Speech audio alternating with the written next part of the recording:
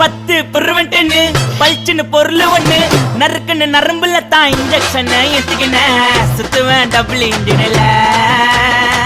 மிட்டாய போட்டாக்கா சிறப்பா செஞ்சிடுவோம் மண்டை ஓட்ட வச்சு மூலிய கீழே கொட்டிடுவோம் கேச புள்ளிங்க வாங்க நாங்க ஆச்சதெல்லாம் சரியான சம்பவம் தாங்க கேச புள்ளிங்க வாங்க நாங்க ஆச்சதெல்லாம் சரியான சம்பவம் தாங்க 10 பிரிவென்ட்னு